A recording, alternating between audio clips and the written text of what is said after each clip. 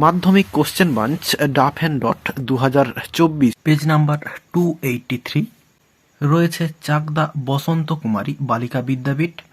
তো এখানের এই স্কুলের যে কোশ্চেন সেটটি রয়েছে তার সমস্ত সিন আনসিন এবং গ্রামার পার্টের সমাধান দিব এই ভিডিওতে। তাহলে চলো প্রথমে সেকশন এতে রয়েছে প্রোজ পার্ট থেকে সিন এবং রয়েছে ফাদার সেলফ থেকে। প্রথমে এমসিকিউ প্রশ্ন রয়েছে, এতে রয়েছে প্রথমে with a shudder Swami realized that it was dash. অ্যান্সারটা হচ্ছে অপশন ডি মন্ডে, অর্থাৎ স্তব্ধ হয়ে স্বামী বুঝতে পেরেছিল যে এটা বা আজকে সোমবার। এরপর রয়েছে when Swami ought to have been in the school prayer hall he was lying on the dash. অ্যান্সারটা হচ্ছে অপশন এ বেঞ্চ। বলছে যখন স্বামীর স্কুলের প্রার্থনার হলে থাকার কথা, স্বামী তখন শুয়েছিল বেঞ্চে। এরপরে according to Swami Samuel is specially angry with the boys who are dash. অ্যান্সারটা হচ্ছে অপশন বি লেট। বলছে অ্যাকর্ডিং টু স্বামী, স্বামীর মত অনুসারে সামুয়েল বিশেষ করে বাচ্চাদের ওপর বা ছেলেদের ওপর রেগে যায় যারা দেরি করে আসে। এরপরে বিয়ের দাগে রয়েছে fill in the following chart with information from the text. রয়েছে টাইম হোয়েন স্বামী কমপ্লেন্ট অফ এ হেডেক। তো স্বামী যখন তার মাথা ব্যথার কমপ্লেনটা করেছিল সেটা হচ্ছে তখন 9টা, তো 9 AM অ্যান্সারটা হবে। এরপরে রয়েছে পার্সন হু অর্ডার্ড স্বামী two dress up and go to school. Person অর্থাৎ ব্যক্তি যে স্বামীকে ড্রেস আপ হয়ে স্কুলে যাওয়ার জন্য আদেশ দিয়েছিল সে হচ্ছে স্বামীজ ফাদার। স্বামী অ্যাপোস্ট্রোফি স্বামীজ ফাদার, স্বামীর বাবা। এরপরে রয়েছে name of the teacher mentioned by Swami. Swami যে টিচারের কথা এখানে উল্লেখ করেছে সে হচ্ছে সামুয়েল, SAMUEL, সামুয়েল। এরপরে সি এর দাগে ট্রু ফলস রয়েছে। প্রথমে রয়েছে স্বামী said that he had a headache. তো স্বামী বলেছিল যে তার মাথা ব্যথা, এটা হচ্ছে ট্রু হবে। সাপোর্টিং স্টেটমেন্টটা এখানে রয়েছে at 9 o'clock Swami wailed I have a headache, এটা হচ্ছে সাপোর্টিং স্টেটমেন্ট হয়ে যাবে। এরপরে রয়েছে দুইয়ের দাগে স্বামী was lying in his father's room. স্বামী তার বাবার রুমে শুয়েছিল, এটা হচ্ছে ফলস। স্বামী তার মায়ের রুমে শুয়েছিল। সাপোর্টিং স্টেটমেন্টটা এখানে রয়েছে স্বামী ওয়াজ lying on the bench in mother's room. এরপরে রয়েছে তিনের দাগে অ্যাকর্ডিং টু স্বামী the headmaster was not afraid of Samuel. স্বামীর মত অনুসারে হেডমাস্টার সামুয়েলকে ভয় পায় না, এটা হচ্ছে ফলস হবে। স্বামীর মত অনুসারে হেডমাস্টার ভয় পায় সামুয়েলকে। অ্যান্সারটা এই যে they say that even the headmaster is afraid of him. এরপর এখানে একটি আনসিন রয়েছে, তো চলো প্রথমে মানেটা বলে দিই। দেখো নিউ দিল্লি মে 31, অর্থাৎ একটি রিপোর্ট আকারে রয়েছে। Bardhaman has joint the ranks of the literate districts in the country. বলছে বর্ধমান দেশের শিক্ষিত জেলাগুলির যে তালিকা সেখানে যোগ দিয়েছে। ইট হ্যাজ অ্যাচিভড, এটি অর্জন করেছে দি ন্যাশনাল নর্ম, অর্থাৎ জাতীয় সাক্ষরতার যে মান সেটা অর্জন করেছে। অফ 90% লিটারেসি, অর্থাৎ 90% সাক্ষর। অ্যামং ইটস 6 মিলিয়ন পপুলেশন, অর্থাৎ 6 মিলিয়ন পপুলেশনের অর্থাৎ যে অধিবাসী সেখানে তার। To qualify as a fully literate district, fully অর্থাৎ পুরোপুরি শিক্ষিত জেলা হিসেবে কোয়ালিফাই করতে। এরপর 2 নম্বর পয়েন্টে রয়েছে in the matter of 8 months from August 1990 to April 1991 over 90% of 1.2 million illiterates have been taught to read and write. 1990 সালের আগস্ট মাস থেকে 1991 এপ্রিল মাস, এই যে 8 মাস মাঝখানের সময়টা, এই সময়টাতে ওভার 90% অর্থাৎ 90%-এরও বেশি অফ 1.2 মিলিয়ন ইলিটারেটস, 1.2 মিলিয়ন যে অশিক্ষিত মানুষেরা তাদেরকে হ্যাভ বিন টট, শিক্ষা দেওয়া হয়েছিল টু রিড অ্যান্ড রাইট, পড়তে এবং লিখতে। The success of the program has been testified, এই যে প্রোগ্রামের সফলতাটা সেটা টেস্ট করা হয়েছিল, পরীক্ষা করা হয়েছিল by a 4 member external evaluation team, একটি 4 জনের এক্সটার্নাল যারা হচ্ছে পরীক্ষক আর কি, যারা মূল্যায়ন করেছিলেন তাদের যে টিমটা সেটা হচ্ছে পরীক্ষা করেছিলেন। হুইচ ফাউন্ড, যেটা খুঁজে পেয়েছিল দ্যাট অনলি 9.7%, কেবলমাত্র 9.7% অফ দি 16,636 পার্সনস 16,636 জন মানুষের tested could not pass the test, এই টেস্টটি পাস করতে পারেনি বা এই পরীক্ষাটা পাস করতে পারেনি, অর্থাৎ 9.7% মানুষ তারা হচ্ছে ফেল করেছিল, তারা পাস করতে পারেনি। এরপরে 3 নম্বর পয়েন্টে রয়েছে addressing A press conference the district magistrate mister Asim Barman claimed, বলছে ডিস্ট্রিক্ট ম্যাজিস্ট্রেট মিস্টার অসীম বর্মন তিনি একটি প্রেস কনফারেন্সে দাবি করেছেন দ্যাট যে বর্ধমান ওয়াজ দি ফার্স্ট, বর্ধমান ছিল প্রথম totally literate district of West Bengal, পশ্চিমবঙ্গের সব থেকে প্রথম হচ্ছে লিটারেট ডিস্ট্রিক্ট অর্থাৎ শিক্ষিত ডিস্ট্রিক্ট বা জেলা।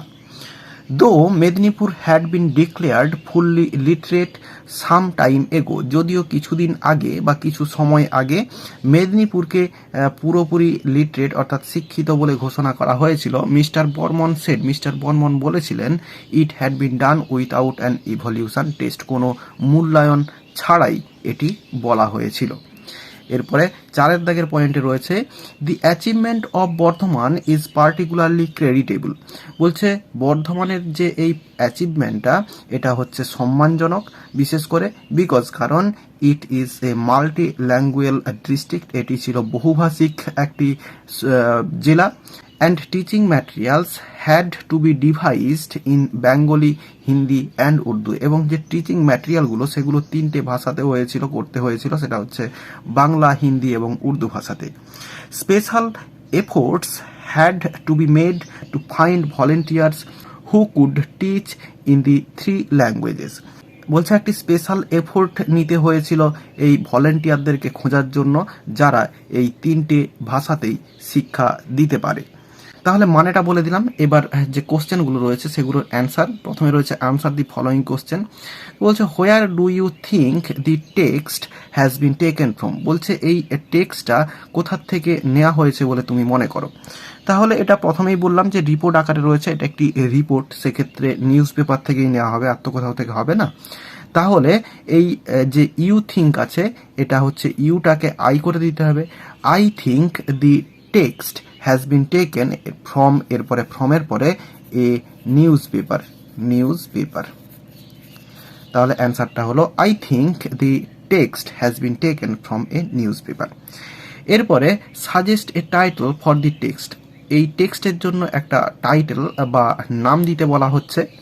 তাহলে আমরা নামটা এখানে যেটা দিতে পারি সেটা হচ্ছে Bardhaman's achievement as a fully literate district, এটা আমরা দিতে পারি।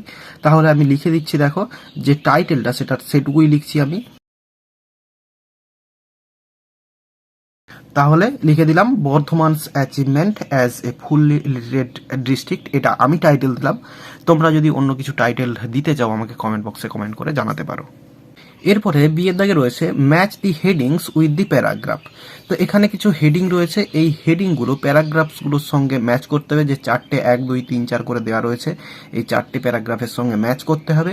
Write the paragraph numbers in the boxes on the right hand side, এই রাইট হ্যান্ড সাইডে যে বক্সগুলো দেওয়া রয়েছে এখানে প্যারাগ্রাফ নাম্বারগুলো দিতে হবে। বলছে there is an extra heading, সেখানে একটি এক্সট্রা হেডিং রয়েছে, একটা এক্সট্রা রয়েছে। Put a cross mark in the box against it, তো এখানে যেটা হবে না আর কি, যেটির হেডিং এখানে প্যারাগ্রাফ নেই সেখানে হচ্ছে ক্রস মার্ক দিয়ে দিতে হবে। তো প্রথমে রয়েছে ডিস্ট্রিক্ট ম্যাজিস্ট্রেটস ক্লেম, ডিস্ট্রিক্ট ম্যাজিস্ট্রেটের যে ক্লেমটা রয়েছে সেটা হচ্ছে 3 নম্বর প্যারাগ্রাফে, তো 3 লিখে দিলাম। এরপরে length of the program and the number, তো এই প্রোগ্রামটির লেন্থ এবং যে নাম্বারটা যেটা রয়েছে সেটা হচ্ছে 2 নম্বর প্যারাগ্রাফে রয়েছে। এরপরে রয়েছে হোয়াই ইজ দি অ্যাচিভমেন্ট ক্রেডিটেবল, এই যে অ্যাচিভমেন্টটা সেটা হচ্ছে সম্মানজনক কেন, এটা বলা রয়েছে 4 নম্বর প্যারাগ্রাফে। এরপরে 5 দাগে রয়েছে achievement of total literacy in bird 1, তো এটাও কিন্তু এই 4 দাগ করা যাবে। তো আমি এই 4 দাগ করলাম, তো এটা আমি ক্রস মার্ক করলাম। তো তোমরা কি মনে করো সেটা আমাকে কমেন্ট বক্সে কমেন্ট করে জানাতে পারো। এরপর সেকশন বিতে গ্রামার অ্যান্ড ভোকাবুলারি রয়েছে, এখানে প্রথমে রয়েছে fill in the blanks with appropriate articles and prepositions, রয়েছে melody queen Lata Mangeshkar wishes dash set up wishes to set up dash hospital, এখানে হবে এ হসপিটাল, ড্যাশ পুনে, এখানে হবে in Pune, dash memory of his father Dinanath Mangeshkar, এখানে হবে ইন মেমোরি। তাহলে melody queen Lata Mangeshkar wishes, ইচ্ছে প্রকাশ করেছেন, টু সেট আপ, স্থাপন করতে, এ হসপিটাল, একটি হসপিটাল, ইন পুনে, পুনেতে, in memory of her father Dinanath Mangeshkar, তার বাবা দীননাথ মঙ্গেশকরের স্মৃতি উদ্দেশ্যে। এরপরে বিয়ের দাগে রয়েছে change the voice of the following sentences. প্রথমে রয়েছে mother told me a story.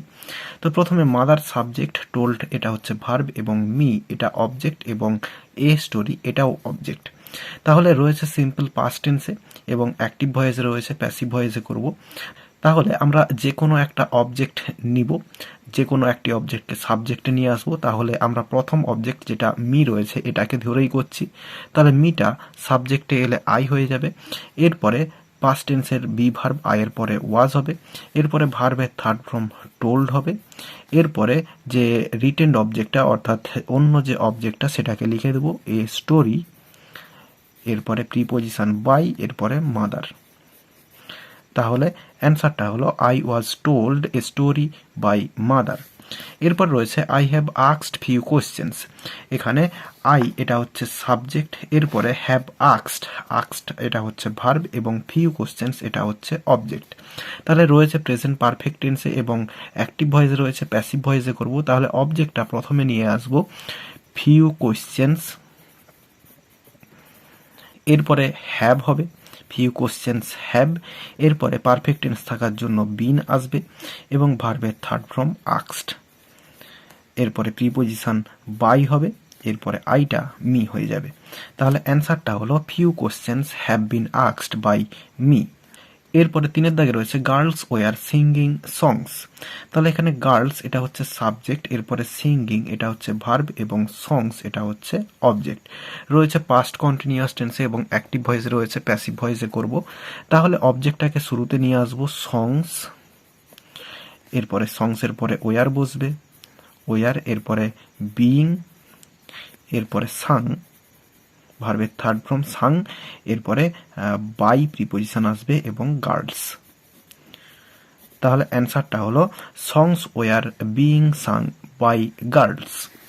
এরপরে সি এর দাগে ডুয়েস ডাইরেক্টেড রয়েছে এবং রয়েছে we saw some butterflies in the garden and the butterflies were colourful.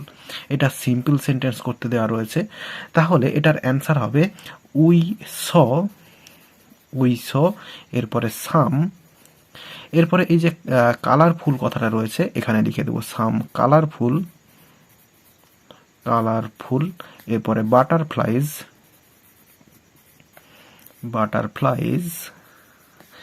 In the garden. তাহলে অ্যান্সারটা হলো we saw some colourful butterflies in the garden. এরপরে রয়েছে you should work hard to win the competition. এটা হচ্ছে compound sentence করতে দেওয়া রয়েছে।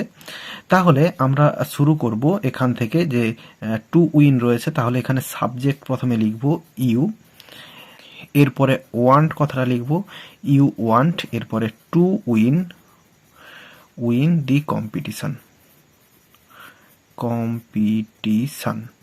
এটা একটা হলো। এরপরে সো কথাটা লিখব সো, এরপরে ইউ শুড ওয়ার্ক হার্ড। তাহলে অ্যান্সারটা হলো you want to win the competition, so you should work hard. এরপর রয়েছে I have found the lost dictionary. এটা হচ্ছে কমপ্লেক্স সেন্টেন্স করতে হবে।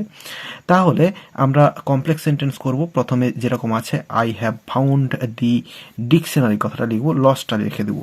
তাহলে অ্যান্সারটা হবে আই হ্যাভ ফাউন্ড, এরপরে দি ডিকশনারি, DICTIONARY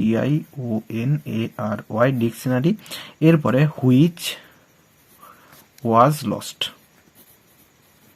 তাহলে অ্যান্সারটা হলো I have found the dictionary which was lost. তাহলে এর সঙ্গে সঙ্গে এই যে কোশ্চেন সেটটি ছিল এর সমস্ত সিন, আনসিন এবং গ্রামার পার্টের সমাধান দেওয়া হয়ে গেল। আশা করি বোঝাতে পারলাম। ভিডিওটি ভালো লেগে থাকলে একটি লাইক করো এবং বন্ধুদের মধ্যে শেয়ার করো, এবং আমার এই চ্যানেলে নতুন হলে চ্যানেলটি সাবস্ক্রাইব করে পাশে থাকা বেল আইকনটি প্রেস করো পরের ভিডিওগুলি সবার আগে পাওয়ার জন্য। এই ভিডিওতে এতটাই দেখাবে, নেক্সট ভিডিওতে ভালো থাকো সবাই, ধন্যবাদ।